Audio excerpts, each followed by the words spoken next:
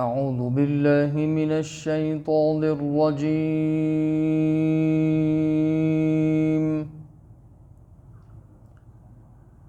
بسم الله الرحمن الرحيم.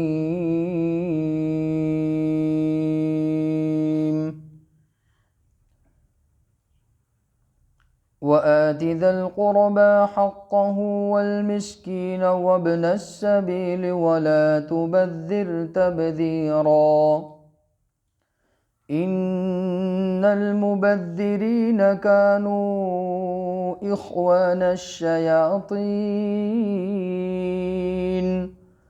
وكان الشيطان لربه كفورا وإما تعرضن عنهم ابتغاء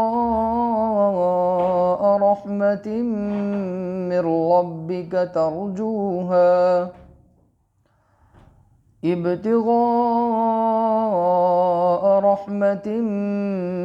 ربك ترجوها فقل لهم قولا ميسورا ولا تجعل يدك مغلولة إلى عنقك ولا تبسطها كل البسط فتقعد ملوما محسورا إن ربك يبسط الرزق لمن يشاء ويقدر إنه كان بعباده خبيرا بصيرا.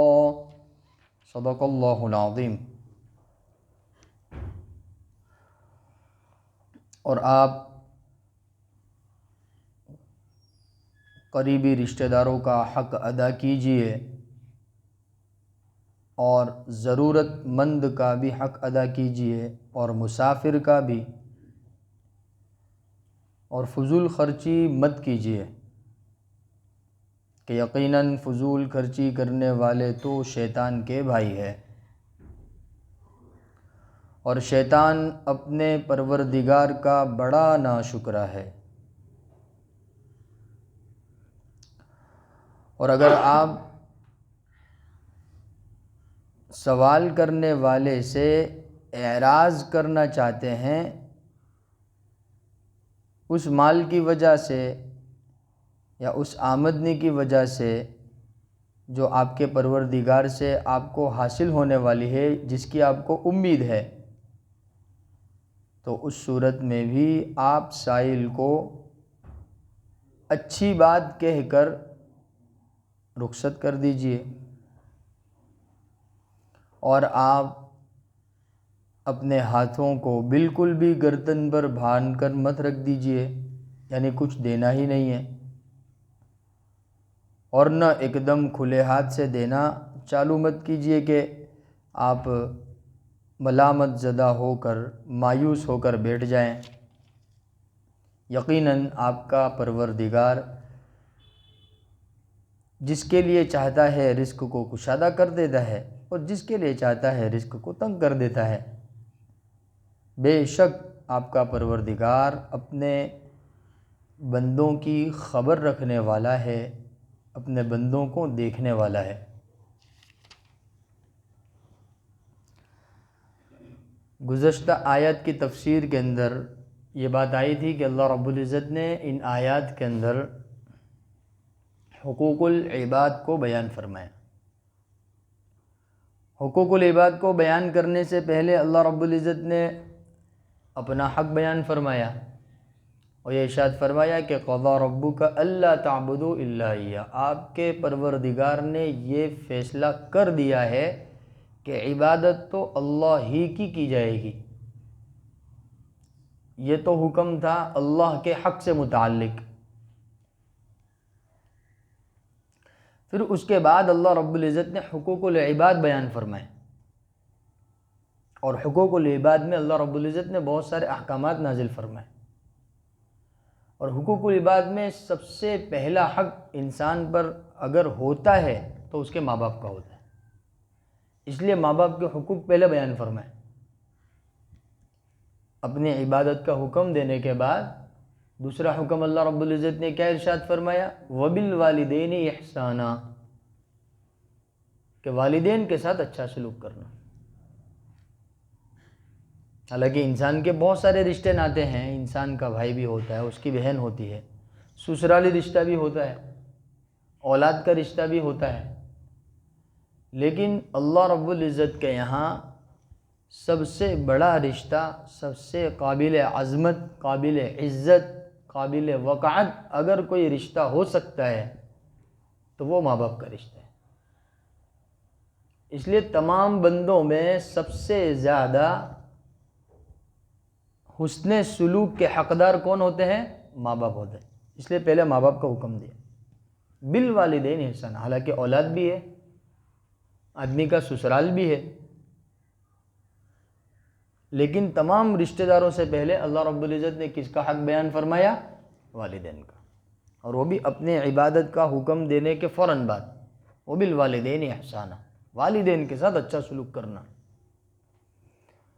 پھر والدین کے سلوک کرنے کے اندر 5 چیزوں کو اللہ رب العزت نے بیان فرمایا۔ حالانکہ دیگر رشتہ داروں کو اللہ رب العزت نے یہ فرما دیا کہ ان کا بھی حق ادا کرنا ہے، ان کا بھی حق ادا کرنا ہے، ان کا بھی حق ادا کرنا ہے، ان کے حقوق کی تفصیل یہاں بیان نہیں فرمائی، وہ اللہ کے نبی صلی اللہ علیہ وسلم نے احادیث کے اندر بیان فرمائی۔ لیکن ماں باپ کا درجہ ہمارے یہاں اتنا اونچا ہے، اللہ رب العزت نے حکم دیا اور پھر اس کی تفصیل بھی بیان فرمائی کہ آپ کو والدین کا حق ادا کرنا ہے، ان کے ساتھ حسن سلوک کرنا ہے۔ حسن سلوک کا انداز یہ ہوگا، وہ بھی اللہ نے بیان فرمایا۔ حقوق العباد تو بہت سارے ہیں نا، لیکن حقوق العباد میں اعلیٰ درجہ ماں باپ کے ساتھ حسن سلوک، اعلیٰ درجہ۔ یہ کیوں؟ کیونکہ بسا اوقات زندگی کے حالات کچھ ایسے ہو جاتے ہیں کہ جس کے اندر آدمی کا مزاج جو ہے وہ والدین کے علاوہ کسی اور کی طرف متوجہ ہو کر ان کی عزت، ان کی وقعت، ان کی شرافت والدین کے مقابلے میں زیادہ سمجھنے لگتا ہے آدمی۔ جیسے موجودہ زمانے میں بسا اوقات کیا ہوتا ہے کہ والدین ایک طرف، سسرال والے ایک طرف، تو اب یہاں سسرال والوں کا پلہ کیا ہو جاتا ہے؟ بھاری ہو جاتا ہے، ان کی عظمت زیادہ ہو جاتی ہے، اور والدین کہ جن کی وجہ سے انسان دنیا کے اندر وجود پذیر ہوا، ان کی عظمت، ان کی وقعت دن بدن کیا ہوتی جاتی ہے؟ گھٹتی جاتی ہے۔ تو اس لیے تمام رشتہ داروں میں اللہ رب العزت نے والدین کے حقوق پہلے بیان فرمائے، اور ان حقوق کی ادائیگی کی ترتیب کیا ہوگی وہ بھی اللہ رب العزت نے بیان فرمائی ہے۔ دیگر حقوق کے سلسلے میں حکم دے دیا، جیسے بھی آگے حکم آئے گا کہ قریبی رشتہ داروں کو حق ادا کرو۔ اب ان کے حقوق کی جو تفصیل ہے وہ احادیث میں ہے، لیکن والدین کے حقوق کی تفصیل قرآن پاک میں اللہ رب العزت نے نازل فرمائی۔ پہلا حکم فرمایا عبادت کا، دوسرا حکم فرمایا ماں باپ کی خدمت کا، ماں باپ کی خدمت کے اندر 5 حکم الگ سے بیان فرمائے، پھر تیسرا حکم آئے گا قریبی رشتہ داروں کا حق ادا کرو۔ ترتیب سمجھ میں اللہ رب العزت کی۔ اب وہ جو دوسرا حکم اللہ پاک نے نازل فرمایا وَبِالْوَالِدَيْنِ إِحْسَانًا، اس میں 5 جو حکم اللہ رب العزت نے نازل فرمائے وہ بھی ترتیب یہ ہے۔ پہلا کہ لا تقل لہما اوف، ان کو اوف مت کہنا۔ دوسرا لا تنہرہما، ان کو جھڑکنا مت۔ تیسرا وقل لہما قولا کریما، اور ان کے لیے کیا کرنا؟ سامنے ان کے گفتگو کا لہجہ کیسا رکھنا؟ نرم لہجہ رکھنا۔ یہ تیسرا حکم بیان فرمایا۔ چوتھا حکم فرمایا وَاخْفِضْ لَهُمَا جَنَاحَ الذُّلِّ مِنَ الرَّحْمَةِ، اور ان کے سامنے ایٹیٹیوڈ میں کھڑے مت ہونا، تکبر کے ساتھ مت کھڑے ہونا، ان کے سامنے اپنے آپ کو چھوٹا سمجھتے ہو، ہے ہی چھوٹے بھائی، آدمی کتنا بھی بڑا بن جاوے باپ سے تو آگے نہیں نکل سکتا نا، باپ تو پہلے ہی ہے نا، بعد میں بیٹا ہے۔ تو اللہ رب العزت نے چوتھا حکم یہ دیا، اور 5واں حکم دیا وَقُلْ رَبِّ ارْحَمْهُمَا كَمَا رَبَّيَانِي صَغِيرًا، ان کے لیے دعا کرتے رہنا۔ یہ 5 حکم والدین کے حقوق کے اللہ رب العزت نے یہاں بیان فرمائے۔ بالوالدین احسانہ بیان فرمایا، والدین کے ساتھ اچھا سلوک کرنا، اور اچھے سلوک کی ترتیب اللہ رب العزت نے بیان فرمائی۔ کبھی ان کو اف مت کہنا، کبھی ان کو جھڑکنا مت، اور نرمی کے ساتھ گفتگو کرنا، اور ان کے سامنے عزت اور احترام کے ساتھ رہنا، اونچی آواز سے بہت گفتگو نہیں کرنا، اور 5واں کہ ان کے لیے اللہ رب العزت سے دعا کرتے رہنا۔ یہ 5 حکم اسپیشل پیرنٹس کے لیے، والدین کے لیے اللہ رب العزت نے نازل فرمائے۔ کسی بھی رشتہ دار کے اتنے حقوق اللہ نے قرآن پاک میں بیان نہیں فرمائے جتنے ماں باپ کے بیان فرمائے۔ حالانکہ اولاد بھی تو قریبی رشتہ ہے نا، لیکن نہیں، اب ہمارا معاملہ بالکل کیسا ہو گیا؟ الٹا ہو گیا۔ قرآن پاک میں اللہ رب العزت نے والدین کے ساتھ حسن سلوک کا اہتمام فرمانے کا حکم دیا، اور خاص طور پر بڑھاپے کی حالت میں جہاں مزاج تھوڑا چڑچڑا ہو جاتا ہے۔ اور احادیث کے اندر اولاد کے تعلق سے اللہ کے نبی نے فرمایا کہ اولاد اگر چھوٹی ہو تو بچپن ہی سے اس کی تربیت کا انتظام کیا جائے۔ ایک حدیث میں آیا کہ 7 سال ہونے پر اس کو نماز کا حکم دو، اور پھر بڑی اور عمر بڑھتی چلی جائے اور پھر نماز نہ پڑھے تو اس کو مارو۔ دیکھو یہاں تربیت کے لیے مارنے کا حکم دیا، اور فرمایا اللہ کے نبی نے کہ تیرے گھر میں ایک کوڑا ہونا چاہیے کہ جس کا خوف تیری اولاد کے اوپر باقی رہے۔ وہاں یہ ترتیب، وہاں یہ تربیت ہے، اور یہاں یہ ترتیب ہے حسن سلوک کی۔ اب ہمارے معاشرے کے اندر اس کا معاملہ الٹا ہو گیا، والدین کے ساتھ تھوڑی تیکھی زبان ہے اور اولاد کے تمام تر نخرے پورے کیے جا رہے ہیں نا۔ اور اس قدر ہم اولاد کے تعلق سے اس قدر ہم لوگ یعنی اپنی ذہنی سطح کے اعتبار سے اس قدر نیچے آ چکے ہیں، اس قدر نیچے آ چکے ہیں کہ ہمارا بچہ جو بولے ہم اس کو فائنل سمجھتے ہیں، جو بولے وہ فائنل۔ حالانکہ ہمارے نبی صلی اللہ علیہ وسلم کی تعلیم کیا ہے اور ہمارا کلچر کیا ہوتا جا رہا ہے، تو اس کی وجہ سے کیا ہوا؟ اولاد کی تربیت صحیح نہیں ہو پاتی ہے، ماں باپ کے حقوق ادا نہیں ہو پاتے، معاملہ الٹا ہو گیا۔ جہاں نرمی کا معاملہ کرنا چاہیے تھا وہاں سختی سے کام لیا، جہاں تھوڑی سختی کرنی چاہیے تھی وہاں حد سے زیادہ نرمی کر دی، اور اس کی وجہ سے کیا ہوا کہ اب اولاد بڑی ہونے پر کہ نافرمان ہو گئی۔ اور پھر اس وقت تو ہم کو یاد آتا ہے کہ یار یہ اولاد ہماری بات نہیں مانتی۔ پھر ہم بسا اوقات دیکھا گیا ہے کہ والد صاحب جو ہوتے ہیں یا والدہ جو ہوتی ہے پھر وہ طرح طرح کے جملے اولاد کے سلسلے میں کہہ رہے، تو اب وہ جملے کہنے سے کیا فرق پڑتا ہے؟ وہ کہتے ہیں نا کہ جیسی کرنی ویسی بھرنی۔ حکم یہ دیا گیا تھا شریعت نے کہ بھئی اولاد کی بچپن ہی سے تربیت ہونی چاہیے۔ اولاد کی بچپن سے تربیت ہوتی ہے نا تو یہ بڑی ہو کر اس کے اندر صلاحیت ہوتی ہے ماں باپ بننے کی، پھر وہ حقیقت طور پر ماں باپ ایسے بنتے ہیں جن کی عزت اور احترام کیا جائے۔ اور اگر بچپن میں ان کی تربیت صحیح نہیں ہوتی ہے، زبان صحیح نہیں ہے، انداز گفتگو صحیح نہیں ہے، معاملات صحیح نہیں ہے، تو پھر وہ آگے چل کے ماں باپ بھی صحیح نہیں بنتے ہو۔ تو اس کے لیے یہ ترتیب ہے ہمارے یہاں والدین کے تعلق سے، تو بہت نازک ٹاپک ہے یہ۔ پھر اللہ رب العزت نے دیگر رشتہ داروں کے احکام بیان فرمائے۔ پہلا حکم اپنی عبادت کا، دوسرا حکم ماں باپ کی خدمت کا۔ ماں باپ کی خدمت کے اندر 5 حکم الگ سے بیان فرمائے۔ پھر تیسرا حکم بیان فرمایا آت ذی القربی حقہ، کہ قریبی رشتہ داروں کو ان کا حق ادا کرو۔ یہ ہماری شریعت کہ ہاں ایک ایک چیز کو بیان کیا گیا ہے، حقوق بیان کیے گئے۔ لوگ دین اسلام پہ اعتراضات کرتے کہ بھئی مسلمانوں کے ہاں تو ایک دوسرے کے حقوق پہ کوئی وہ خیال نہیں رکھا جاتا ہے، ظلم کا معاملہ کیا جاتا ہے وغیرہ وغیرہ، بہت سارے لوگ اعتراضات کرتے۔ تو قرآن پاک میں تو اللہ نے حکم دیا، ہم کو تو حکم دیا، یہ حکم ہے اللہ پاک کا۔ ایسا ہی جیسے نماز کا حکم ہے، جیسے زکوٰۃ کا حکم ہے، جیسے نماز کا حکم ہے، جیسے حج کا حکم ہے، ایسے ہی اللہ رب العزت نے ہم کو حکم دیا ہے آت ذی القربی حقہ، کہ قریبی رشتہ دار کو اس کا حق ادا کرو۔ اس کا 2 حق، ایک تو یہ ہوتا ہے نا کہ جو حق واجب ہے، اور ایک وہ حق ہوتا ہے جو ہم کو اپنی طرف سے اللہ رب العزت کا حکم مانتے ہوئے ادا کرنا ہے۔ یہ حسن سلوک کا اعلیٰ درجہ ہے کہ اللہ رب العزت نے مجھے نوازا ہے تو میں اپنے رشتہ داروں کا خیال رکھوں، یہ حسن سلوک کا اعلیٰ درجہ ہے۔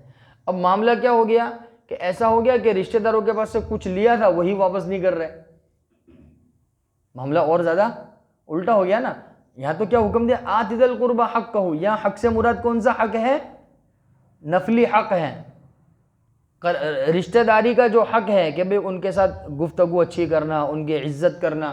رشتہ داروں کے حقوق میں یہ آتا ہے کہ رشتہ داروں میں اگر بڑے ہیں تو ان کی عزت کرنا، ان کا احترام کرنا، سلام میں پہل کرنا، ان کے سامنے پیر پھیلا کر نہ بیٹھنا۔ یہ جو بڑے رشتہ دار ہوتے ہیں نا، جیسے ہمارے چاچا ہے، ہماری خالہ ہے، ہمارے ماموں ہیں، ہمارے خالو ہے، ہماری پھوپھی ہے، ہمارے پھوپھا ہے، ہمارے بڑے بھائی ہے، ہمارے بڑے ابا ہے، تو یہ بڑے رشتہ دار ہیں۔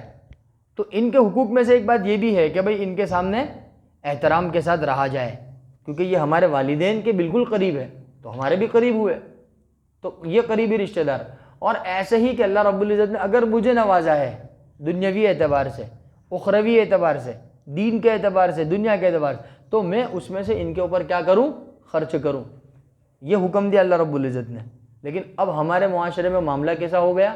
رشتے ناطے ٹوٹ گئے۔ بھائی رشتے ناطے کیوں ٹوٹ گئے؟ کیونکہ یہ حق تھا یہ تو ادا نہیں ہو پایا، الٹا ان کے پاس سے جو لیا تھا اب وہ بھی واپس نہیں کر رہے، تو اب کیا ہو گیا؟ رشتے ناطے ٹوٹ گئے۔ اب چاچا بھتیجے کے آپس میں گفتگو نہیں ہے، بھائی بھائی کے آپس میں گفتگو نہیں ہے، بہن بھائیوں کے آپس میں جھگڑے چل رہے لے، وراثت کو لے کر جھگڑے چل رہے لے۔ یہ کیا ہوا کہ اللہ رب العزت نے جو حکم دیا تھا جب اس کی پرواہ نہیں ہوئی تو سب اختلافات پیدا ہو گئے۔ تو اللہ رب العزت نے پہلے حکم دیا آت ذی القربی حقہ، کہ قریبی رشتہ دار کو اس کا حق ادا کرو۔ اور مسکین کا بھی اللہ رب العزت نے ذکر فرمایا کہ مسکین کو بھی اس کا حق ادا کرو۔ مسکین یعنی ضرورت مند۔ اچھا مسکین کس کو کہتے ہیں؟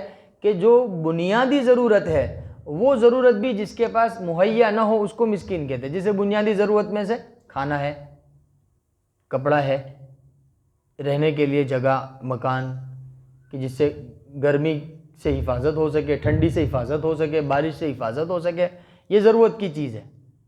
اگر کسی بندے کے پاس ان کا انتظام نہیں ہے تو سمجھو کہ بندہ مسکین ہے، لہذا اس کی کیا کی جائے؟ ضرورت کو پورا کیا جائے۔ اس کا بھی اللہ رب العزت نے حکم دیا۔ وابن السبیل، اللہ رب العزت نے مسافر کے ساتھ بھی حق ادائیگی کا اس کے حقوق کی ادائیگی کا حکم دیا کہ اگر مان لو تمہارے علاقے میں یا تمہارے ملنے جلنے والوں میں تم کو پتہ چل بھائی یہ مسافر ضرورت مند ہے، اپنے وطن سے دور ہے، اپنے علاقے سے دور ہے، تو کہا کہ اس کے ساتھ بھی کیسا سلوک کرو؟ اچھا سلوک کرو۔ اب ہمارے زمانے میں تو اتنا رواج نہیں ہے، پہلے زمانے میں چونکہ ہمارے زمانے کے حساب سے اسباب تو تھے نہیں کہ بھائی 24 گھنٹے میں یہاں سے وہاں پہنچ گئے، 5 گھنٹے میں یہاں سے وہاں پہنچ گئے۔ اب تو ترقی اتنی ہو گئی کہ 2 گھنٹے میں آدمی ایک دنیا کے کونے سے دوسرے دنیا کے کونے میں پہنچ جاتا ہے۔ لیکن اللہ کے نبی صلی اللہ علیہ وسلم کے زمانے میں، پہلے زمانے میں وہ سفر کیسے ہوتے تھے؟ مہینوں کے سفر ہوتے تھے، اونٹ پر سفر ہوتے تھے، گھوڑوں پر سفر ہوتے تھے۔ تو وہ مرد اپنے علاقے میں اپنے مقام پر رہتے ہوئے تو مالدار ہوتا تھا، لیکن سفر کیونکہ لمبا ہوتا تھا، کبھی پیسے ختم ہو گئے، کبھی اسباب ختم ہو گئے، تو وہ بیچارہ کیا ہو گیا؟ غریب ہو گیا، اور اس کے امداد کا حکم فرمایا وابن السبیل کہ مسافر کی کیا کرو؟ امداد کرو۔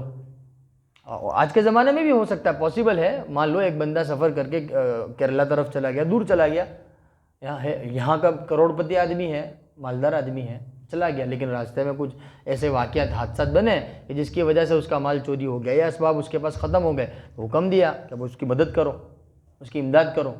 مسافر کی امداد کرنے کا کیا دیا گیا؟ ہمیں حکم دیا گیا۔ اس لیے مسافر کے ساتھ اچھا سلوک ہونا چاہیے ہمارا، اور خاص طور پر رمضان کے مہینے میں جو سفیر حضرات آتے ہیں یہ مسافر ہوتے ہیں۔ یہ کیا ہوتے ہیں؟ مسافر ہوتے ہیں۔ ان کے ساتھ ہمارا سلوک کیسا ہونا چاہیے بھائی؟ اچھا سلوک۔ اور اچھے سلوک کی علامت یہ ہے مسکراتے ہوئے چہرے کے ساتھ مل لے ان سے، یہ بھی ان کے حقوق کی ادائیگی ہے۔ کون سے چہرے کے ساتھ مل لے؟ مسکراتے ہوئے۔ مسکین کے ساتھ بھی کوئی اپنی ضرورت لے کر آیا تو آگے اللہ رب العزت نے اس کا بھی حکم فرمایا، آگے آ رہا ہے اس کا بیان۔ تو اللہ رب العزت نے فرمایا کہ یہ جب اپنی ضرورت لے کر تمہارے پاس آوے، ان کے حقوق میں سے یہ بھی ہے کہ مسکراتے ہوئے چہرے کے ساتھ، چہرہ بنا کر کے، منہ بگاڑ کر کے، کہ جب دیکھو جب چلے آتے ہیں، منع کیا اس سے؟ آپ کو نہیں دینا ہے مت خاموش رہو، لیکن زبان سے کوئی لفظ۔ تو آت ذی القربی حقہ والمسکین وابن السبیل، یہ 3 چیزوں کو اللہ رب العزت نے 3 لوگوں کو یہاں بیان فرمایا۔ قریبی رشتہ داروں کا حق ادا کرو، مسکین کا حق ادا کرو، اور مسافر کا حق ادا کرو۔ ولا تبذر تبذیرا، اور فضول خرچی مت کرو، یہ اللہ رب العزت نے حکم دیا۔ کیا مت کرو؟ فضول خرچی مت کرو۔ اچھا اب یہ اللہ رب العزت نے اس کے ساتھ کیوں جوڑا؟ کیونکہ بسا اوقات کیا ہوتا ہے، جیسے شادی بیاہ کے موقع پر خوشی کا موقع ہے، رشتہ داروں کا حق ہے ان کو خوشی کے اندر کیا کیا جائے؟ شریک کیا جائے۔ تو ٹھیک ہے آپ ان کے حقوق کی ادائیگی کرو، لیکن اس کے اندر اسراف نہ ہو، تبذیر نہ ہو، حد سے زیادہ مال خرچ کرنا، حد سے زیادہ فضول خرچی۔ اللہ رب العزت نے فرمایا ان المبذرین کانوا اخوان الشیاطین، کہ حد سے تجاوز کرنے والے، فضول خرچی کرنے والے، یہ تو شیطان کے بھائی ہے۔ اور وَكَانَ الشَّيْطَانُ رَبِّهِ كَفُورًا، اور شیطان اپنے پروردگار کا بڑا ناشکرہ ہے، لہذا فضول خرچی کرنے والا رب کا کیا ہوا؟ ناشکرہ ہوا کہ اللہ رب العزت نے اس کو اسباب عطا فرمائے تاکہ وہ صحیح جگہ صحیح مصرف پر اس کو خرچ کرے۔ اب اس نے کیا کر دیا؟ اس کو فضول خرچی کرنا شروع کر دیا۔ لہذا ٹھیک ہے، خوشی کا موقع ہے تو جائز چیز کے اندر آدمی خرچ کرے تو بہت اچھی بات ہے، لیکن جائز چیز کے اندر بھی حد سے زیادہ خرچ کرنے کو اسراف کہتے ہیں، وہ بھی منع فرمایا۔ وہ دوسری آیت میں اللہ رب العزت نے بیان فرمایا، ایک ہے اسراف، ایک ہے تبذیر۔ اسراف اللہ رب العزت نے دوسری جگہ بیان فرمایا، لا تسرفوا، حد سے تجاوز مت کرو، حد سے زیادہ مت خرچ کرو۔ اور ایک ہے تبذیر۔ تو اسراف اور تبذیر میں فرق یہ ہے کہ اسراف اس کو کہتے ہیں کہ جائز جگہ میں حد سے زیادہ خرچ کر دینا۔ جیسے بھئی ولیمہ جائز ہے، ولیمہ کیا ہے؟ شادی کا جو ولیمہ ہوتا ہے بھئی یہ جائز ہے۔ اب ولیمے کے اندر آپ ایک آئٹم بھی کھلا سکتے، 2 آئٹم بھی کھلا سکتے، 3 آئٹم بھی کھلا سکتے، کھانا ہی ہے نا۔ اب اس میں کیا ہو گیا؟ اسراف ہو گیا کہ حد سے زیادہ منڈپ شوشا، پھر اس کے اندر یہ اسراف ہو گیا، یہ حد سے زیادہ ہو گیا۔ اور تبذیر کس کو کہتے ہیں؟ کہ ناجائز جگہ میں خرچ کر دینا۔ اب اسی موقع پر ڈی جے ویجے بج رہا ہے، اب یہ ناجائز لگ گیا، اب اس میں اسراف بھی ہے، تبذیر بھی ہے۔ جائز جگہ میں بھی لگ رہا ہے لیکن وہ حد سے زیادہ لگ رہا ہے، ضرورت سے زیادہ لگ رہا ہے۔ اب بگاڑ کتنا ہو رہا ہے دیکھو، بس وہ ایک جملہ زبانوں پر آ جاتا ہے کہ کچھ بھی ہو جاوے، بچ جاوے، پھینکنے میں چلا جائے گا، پوسائے گا، لیکن کھٹنا نہیں چاہیے، ناک کٹ جائے گی۔ یہ اللہ رب العزت نے دونوں چیزوں کو ساتھ میں بیان فرمایا، لا تبذر تبذیرا، دیکھنا کہ گناہ کی جگہ خرچ نہ ہو جاوے، اور اگر جائز جگہ میں بھی خرچ ہو تو حد سے زیادہ نہ ہو، ضرورت سے زیادہ خرچ نہ ہو۔ اور پھر شیطان کے حوالے سے اللہ رب العزت بات فرمایا کہ ان المبذرین کانوا اخوان الشیاطین، شیطان کو اللہ رب العزت نے علم بھی بہت دیا تھا، اسباب بھی بہت دیے تھے شیطان کو، اللہ رب العزت کے نزدیک ایک مقام تھا اس کا، لیکن جب وہ ناشکری پر اتر آیا اور جو نعمتیں اس کو دی گئی تھی اس کا اس نے غلط استعمال کیا، تو پھر اللہ رب العزت نے کیا کر دیا؟ اس کو راندہ درگاہ کر دیا، نکلو یہاں سے، بھگا دیا اس کو۔ تو وہی وَكَانَ الشَّيْطَانُ لِرَبِّهِ كَفُورًا، کہ شیطان تو جو ہے وہ اپنے رب کا بڑا ناشکرہ ہے۔ اس لیے میرے عزیز و دوستو بزرگوں، خرچ کرنے سے پہلے سوچ لو کہ بھئی جائز جگہ خرچ ہو رہا ہے یا ناجائز جگہ خرچ ہو رہا ہے، ایک بات۔ دوسری بات، اگر جائز جگہ خرچ ہو رہا ہے تو ضرورت کے مطابق ہو رہا ہے یا ضرورت سے زیادہ ہو رہا ہے، یہ دوسری بات۔ سب سے پہلے تو جائز جگہ پر، تاکہ تبذیر سے بچ جاوے۔ اچھا، پھر جائز جگہ پر ہو رہا ہے تو پھر ضرورت جتنا خرچ ہو، تاکہ اسراف سے بچ جاوے۔ کس سے بچ جاوے؟ اسراف سے بچ جاوے۔ اور پھر اللہ رب العزت نے ارشاد فرمایا اما تعرضن عنهم ابتغاء رحمة من ربك ترجوها فقل لهم قولا ميسورا۔ یہ وہی بات ہے کہ جب قریبی رشتہ دار اور مسکین اور مسافر، کہ جب ان پر خرچ کرنے کی باری آئی ہے، انہوں نے تم سے کچھ سوال کیا، اس وقت تو تمہارے پاس انتظام نہیں ہے اور تمہیں یہ امید ہے کہ ان قریب میرے پاس آئے گا تو میں دوں گا، یہ تمہاری نیت ہے، تو اس صورت میں بھی وَقُلْ لَهُمْ قَوْلًا مَيْسُورًا، اچھی گفتگو کے ساتھ ان کو سمجھا دو۔ اچھی گفتگو کے ساتھ کیا کر دو؟ ان کو سمجھا دو، منہ بنا کر، منہ بگاڑ کر، سخت سست الفاظ کہہ کر ان کو روانہ مت کرو۔ اللہ پاک نے فرمایا بھئی تمہارے دینے کا ارادہ ہے، اور ہر ایمان والا دینے کا ارادہ رکھتا ہے، یہ تو شیطان اس کو بخیل بنا دیتا ہے، ورنہ ایمان والا بخیل نہیں ہو سکتا۔ بخل جو صفت ہے نا، بخل، کنجوسی، یہ ایمان کے منافع ہے، ایمان کے یہ منافع ہے، یہ اس کے ہو ہی نہیں سکتا، بلکہ اس کی اپوزٹ ہے، اس کی ضد ہے، ہو ہی نہیں سکتا۔ ایمان والا کے سخی ہوتا ہے، ایمان والا کیسا ہوتا ہے؟ سخی ہوتا ہے، ایمان والا بخیل ہو ہی نہیں سکتا۔ تو اگر کہیں ایسی تو کو شیطان کا اثر ہوتا ہے، اس لیے اللہ رب العزت نے اس کے اندر بہت صاف لفظوں میں یہ بات ارشاد فرما دی کہ اگر تمہارا فی الحال دینے کا ارادہ اس وجہ سے نہیں ہے کہ بھی تمہارے پاس موجود نہیں ہے، لیکن ابتغاء رحمت من ربک، تم کو اپنے پروردگار کی جانب سے یہ امید ہے کہ کچھ آئے گا، تو اس وقت فقل لہم قولا میسورا، کہ بھائی ابھی نہیں ہے انتظام، بعد میں تم کو دے دیں گے۔ پیار محبت والی بات کر کے ان کو کیا کر دو؟ روانہ کر دو۔ پھر آگے اللہ رب العزت نے ایک حکم بیان فرمایا لا تجعل یدک مغلولۃ الی عنقک ولا تبسطها۔ اب خرچ کرنے کا انداز بھی اللہ رب العزت نے بیان فرمایا کہ ایک دم کنجوس بھی مت بن جاؤ کہ کسی کو دینا ہی نہیں ہے، اب آدمی اتنا کنجوس بن گیا اپنی اولاد پہ بھی خرچ نہیں کر رہا ہے. اولاد تو اولاد اپنی بیوی پہ خرچ نہیں کر رہا ہے, بیوی تو بیوی اپنے آپ پہ خرچ نہیں کر رہا ہے. اللہ نے دیا ہے تو بھائی اپنے آپ پہ تو خرچ کر. اما بنعمت ربک فحدث, آپ کے پروردگار کی جو نعمت ہے آپ کے اوپر ہے آپ اس کو ظاہر کرو. تو اللہ رب العزت نے ارشاد فرمایا کہ لا تجعل یدک مغلولۃ الی عنقک, کہ بس بیٹھے ہوئے ہیں, کچھ بھی نہیں دینا ہے, کسی کو بھی نہیں دینا ہے. تو اللہ رب العزت نے اس کو بیان فرمایا کہ آپ اس طریقے سے ایسے گردن پر ہاتھ باندھ کر مت بیٹھ جاؤ, یعنی کچھ دینا ہی نہیں ہے, یہ اس کا مطلب کچھ دینا ہی نہیں ہے. اور پھر ایسا بھی نہ ہو لا تبسطھا کل البسط فتقعد, پھر ایسا بھی نہیں لے بھائی تو بھی لے تو بھی لے تو بھی لے تو بھی لے فتقعد ملوما محسورا, پتہ چلا حضرت خود محتاج ہو گئے. دیکھو اللہ رب العزت کا انداز کتنا پیارا ہے, کتنے اچھے طریقے سے اللہ رب العزت سمجھا رہے ہیں. بتاؤ کون سمجھائے گا؟ یہ ہے قرآن, یہ ہے اللہ کا کلام, یہاں ایک ایک چیز سمجھائی جاتی ہے, کون سمجھائے گا؟ اللہ سمجھا رہا ہے کتنے پیارے انداز سے. لا تجعل یدک مغلولۃ الی عنقک, بھائی ایک دم ہاتھ مٹھی بند کر کے بھی مت بھیجو, کسی کو دینا نہیں ہے. مٹھی کھلے گی تو دکھے گا نہیں کسی کو, الماری میں چھپا کے رکھ دیے, بینک کے اندر جمع کر کے رکھ دیے, دینا نہیں ہے کسی کو. مہینہ ختم ہوا, راشن واشن کے پیسے لا کے دے دیے, بس بھول جاؤ, اب پہلی تاریخ کو دیکھیں گے. تو ایسا بھی نہیں. اور ایسا بھی نہیں لا تبسطھا کل البسط, جو آیا لو بھائی, جو آیا لو بھائی لو بھائی, اس میں اپنی ضرورت کا بھی خیال رکھنا ہے. تو یہ ہمارے اسلام کی تعلیم ہے, یعنی درمیانی چال چلنی ہے.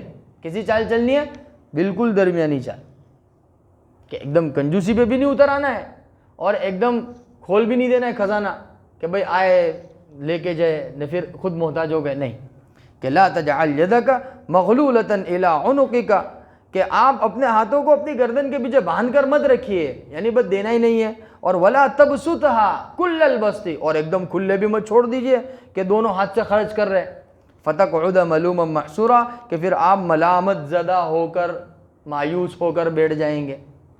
ہاں, اس سلسلے میں اللہ رب العزت نے ایک ضابطہ بیان فرما دیا کہ ان ربک یبسط الرزق لمن یشاء ویقدر. اس سلسلے میں ایک بات یاد رکھیں کہ رزق کی تنگی اور رزق کی کشادگی یہ کہاں سے ہوتی ہے؟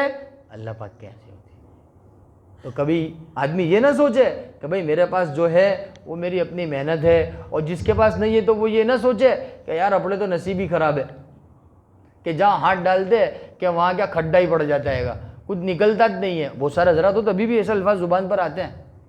تو اللہ رب العزت نے ایک ضابطہ بیان فرمایا کہ رزق کے سلسلے میں یہ بات ہمیشہ یاد رکھنا, ان ربک یبسط الرزق لمن یشاء, اللہ جس کا چاہے گا رزق کشادہ کر دے گا, ویقدر ویقدر, اور جس کا چاہے گا رزق کیا کر دے گا؟ تنگ کر دے گا. یہ اللہ رب العزت کا ضابطہ ہے, اللہ رب العزت کا اصول ہے. کوئی کہہ نہیں سکتا کہ بھائی میں غریب کیوں, نہ وہ مالدار کیوں, کوئی کہہ نہیں سکتا. اور نہ کوئی مالدار نہیں کہہ سکتا کہ بھئی یہ تو اپنا ہی حق تھا کہ اپنوں کو مال دیا جاتا. ایسے لوگوں کو مال دیا تو پتہ نہیں کیا سے کیا ہو جاتا, ان کو بھی حق نہیں ہے کہنے کا. اس لیے اللہ رب العزت نے ضابطہ بیان فرمایا دونوں کے لیے, مالداروں کے لیے بھی غریبوں کے لیے بھی. ان ربک یبسط الرزق لمن یشاء ویقدر. اچھا, اس آیت کریمہ کے اندر مالدار کے لیے یہ سبق ہے کہ وہ اترانا بند کر دے, غریب کے لیے یہ سبق ہے کہ وہ جو ہے بے صبرہ نہ بن جاوے, صبر پر قائم رہے. کہ ان قریب اللہ رب العزت کی جانب سے راستے کھلنے والے, جیسے علم نشرہ کے اندر ہے نا, فإن مع العسر یسرا ان مع العسر یسرا, کہ ہر تنگی کے بعد کیا ہے؟ آسانی ہے. اور آج کے زمانے میں سب سے بڑی تنگی رزق کی تنگی ہے. کیوں؟ کیونکہ موجودہ زمانے میں مال ہے نا, مال وہ سب چیزوں کی بنیاد بن چکی ہے ہمارے یہاں.